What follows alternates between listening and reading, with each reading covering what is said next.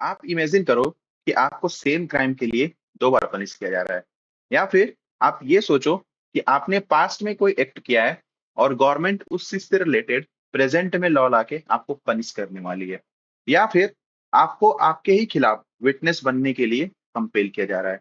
ये बहुत ही वियर्ड सा साउंड हो रहा होगा, लेकिन आज हम इसी चीज के बारे में पढ़ने वाले हैं कि एक्चुअली इस चीज से रिलेटेड हमको प्रोटेक्शन कैसे मिलता है, राइट, और किस आर्टिकल के अंदर मिलता है। So hello guys, welcome back to my channel. Today we are going to discuss about second article of right to freedom, that is article 20, right. So आइए पढ़ते हैं। सो आर्टिकल 20 का जो क्लॉज ए है वो क्या कहता है? सो वो दो चीजों के लिए कहता है। पहला, no person shall be convicted of any offence except for violation of a law in force at the time of commission of the act charge as an offence. आपको ये एक्सेप्ट वर्ड दिख रहा होगा। इसको मैं एक एग्जांपल से आपको समझाता हूँ। जैसे मान लीजिए कि आप किसी रोड पे चल रहे हो और उस रोड की जो स्पीड लिमिट है वो 70 किलोमीटर प्रति घंटा है, राइट, 70 किलोमीटर पर आवर है। लेकिन आप 70 पर किलोमीटर आप 65 किलोमीटर पर आवर के हिसाब से चल रहे हो आज। लेकिन कल, टुमारो, गवर्नमेंट एक लॉ लाती है, ठीक है, और उसमें वो कहती है कि उस रोड की लिमिट अब वो घटा के 50 किलोमीटर पर आवर कर देती है, राइट। सो क्या पुलिस आप पे फाइन लगाएगी? It is not. सो इसका मतलब ये है, कोई भी एक्ट कोई भी एक्ट तभी ऑफेंस कहलाएगा जब वो लॉ को वायलेट करेगा, और वो जो लॉ है वो प्रेजेंट टाइम में, यानी जब वो एक्ट हो रहा है उसके टाइम क्या हो रहा हो, इन्फोर्स हुआ हो, राइट। लेकिन ऐसा कोई भी एक्ट ऑफेंस तब तक नहीं कहलाएगा जब उससे रिलेटेड कोई कानूनी ना हो। इसका सिंपल सा मतलब यही है, राइट। फिर सेकंड पे आते हैं, no person shall be subject to penalty greater than which might have been inflicted under the law in force at the time of commission of the offense। अब जैसे मान लीजिए कि किसी भी पनिशमेंट की पेनल्टी या फिर फाइन जो है वो 10,000 है, ठीक है, वो 10,000 है, और उस पे ऑलरेडी वो फाइन लग चुका है। अब गवर्नमेंट नेक्स्ट टाइम बढ़ा के उसे क्या कर देती है, किसी अमेंडमेंट के थ्रू कोई बढ़ा के वो क्या कर देती है, वो 1 लाख कर देती है। तो क्या उस पे लागू होगा? नहीं लागू होगा। तो ये जो लाइन है, ये जो सेंटेंस में पढ़ा हुआ, ये सेम चीज ही कहता है, राइट। सो आइए इसके की पॉइंट्स के बारे में जान लेते हैं। ये अप्लाई होता है सिर्फ क्रिमिनल या फिर पिनल लॉस पे, that is IPC, not laws related to civil laws या फिर tax law. Retrospective civil legislation है, right, tax laws and is not bad by article 21। Retrospective का मतलब क्या है? रेट्रोस्पेक्टिव का मतलब it is apply only those law which are currently in force, right. It is not applied to those laws who are coming in future, who may be coming in future, but not currently in force, right? So a retrospective का मतलब ये हुआ। फिर a change in procedural law, example procedure of trial can apply retrospectively only substantive penal law is protected, ठीक है। फिर protection cover conviction and penalty, not the trial procedure. ये conviction या फिर पेनल्टी को कवर करता है, ट्रायल प्रोसीजर को कवर नहीं करता है, ठीक है। फिर इंपॉर्टेंट केस लॉस देख लेते हैं। Kedarnath Bajoria versus state of Tamil Nadu, जिसमें सुप्रीम कोर्ट ने ये कहा था कि जो ये आर्टिकल 21 है वो बार करता है ओनली कन्विक्शन और sentence under an ex post facto law, not the trial itself, ठीक है। उसके बाद जो कि इंपॉर्टेंट केस है केदार सिंह बजोरिया का, ठीक है। उसके बाद Rao Siva Bahadur Singh versus state of Vindhya Pradesh, ये कौन कहता है? And that article 21 protects against punishment of an act that was not an offense at the time it was committed, जैसा कि मैंने आपको बताया, ठीक है, जैसा कि मैंने आपको एग्जांपल से समझाया, राइट।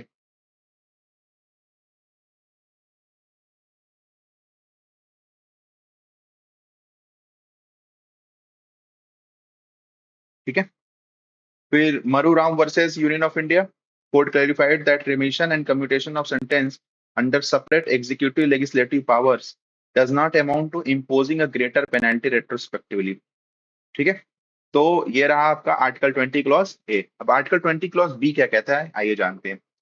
ये कहता है protection against double jeopardy, right. ये प्रोटेक्शन अगेंस्ट डबल जियोपार्डी की बात करता है। ये कहता है कि no person shall be prosecuted and punished for the of same offense more than once। यहाँ पे दो चीजें, प्रोसिक्यूशन एंड पनिश्ड।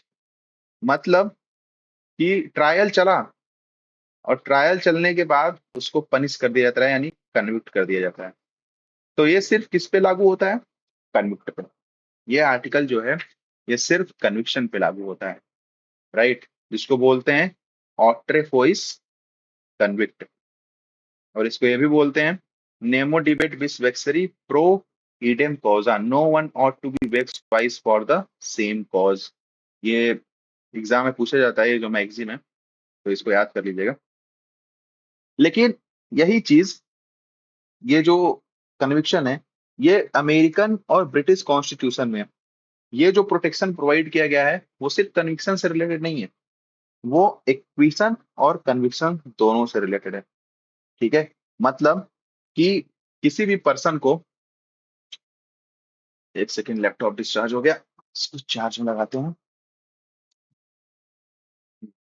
तो कोई भी पर्सन अगर एक्विट होता है या फिर कन्विक्ट होता है, ठीक है, तो उसके लिए भी उसको ये आर्टिकल प्रोवाइड करता है under American and British constitution. But India में आर्टिकल प्रोवाइड नहीं करता, ये सिर्फ एक्विशन पे तो बिल्कुल नहीं करता, ये सिर्फ कन्विक्शन पे करता है। ठीक है, समझ में आ गया, ओके। लेकिन इसी चीज से रिलेटेड एक सीआरपीसी में सेक्शन है हमारा 300 क्लॉज 300 सबसेक्शन 1, सेक्शन 300 सबसेक्शन 1, उसमें दोनों में करता है। दोनों का मतलब उसमें कन्विक्शन और एक्विशन दोनों पे करता है। मतलब अगर कोई भी एक्यूज्ड कन्विक्ट हो जाता है या फिर एक्विट हो जाता है, ठीक है, और एक ऑफेंस के लिए, तो उसको दोबारा उसी ऑफेंस के लिए उसका ट्रायल नहीं चलेगा। ठीक है, वो सीआरपीसी का सेक्शन 300 सबसेक्शन 1 कहता है। ठीक है,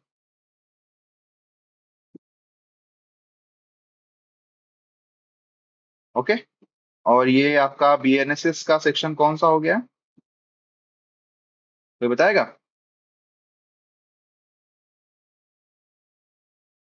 चलो मैं बता देता हूँ, ये सेक्शन हो गया आपका 337। ओके, सो ये कहता है इसकी क्या क्या रिक्वायरमेंट है, क्या क्या कंडीशंस है। Prosecution before court of a judicial tribunal, court और जुडिशियल ट्रिब्यूनल, कोर्ट क्या होना चाहिए, वो कंपिटेंट ज्यूरिडिक्शन उसका होना चाहिए कि वो ट्रायल कर सकता है उस ऑफेंस का। ठीक है, और punishment for the same offence होना चाहिए। ठीक है, उसके बाद departmental disciplinary proceedings and criminal prosecution can both proceed, they are not the same proceeding. ठीक है, मतलब डिपार्टमेंटल का कोई प्रोसीडिंग होता है या फिर डिसिप्लिनरी कमेटी का कोई प्रोसीडिंग होता है। ठीक है, और क्रिमिनल प्रोसिक्यूशन जो है वो सेम नहीं है, मतलब डिपार्टमेंटल या फिर डिसिप्लिनरी प्रोसीडिंग और क्रिमिनल प्रोसीडिंग दोनों सेम नहीं है। ठीक है, ये भी कहा गया है। Acquittal does not bar prosecution against only if it is by way of appeal और रिवीजन, ये मैंने आपको बता दिया है। इसके बाद कुछ इंपॉर्टेंट केस लॉ पे आ जाते हैं। मकबूल Hussain versus state of Bombay, इसमें फाउंडेशनल केस बोलते हैं। Customs authority has confiscated gold under the Sea Custom Act and accused were later prosecuted under para of the same act.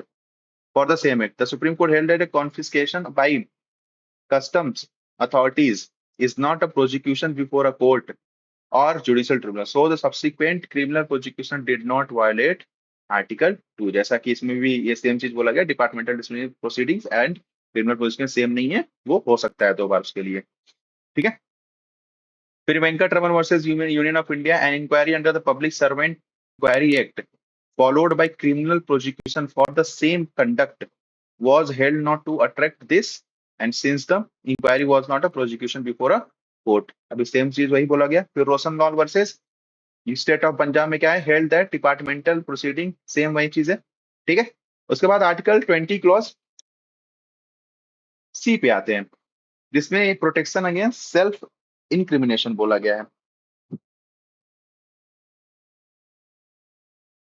So protection against self incrimination मतलब क्या है, no person, यहाँ पे पढ़िएगा, no person accused of any offense shall be compelled to be a witness against himself, right. इसमें दो चीजें आप ध्यान दीजिएगा, पहला compelled and against himself,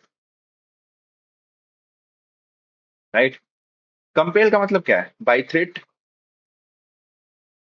right, by threat compel किया जा सकता है, या फिर बाय बीटिंग, मार के, या फिर उसको इम्प्रिजनिंग, या फिर उसके बच्चों को इम्प्रिजन कर लेना, कैद कर लेना, या फिर उसके वाइफ को कैद कर लेना, पेरेंट्स को कैद कर लेना, तो कहीं ना कहीं उसको कंपेल किया जा रहा है, ठीक है।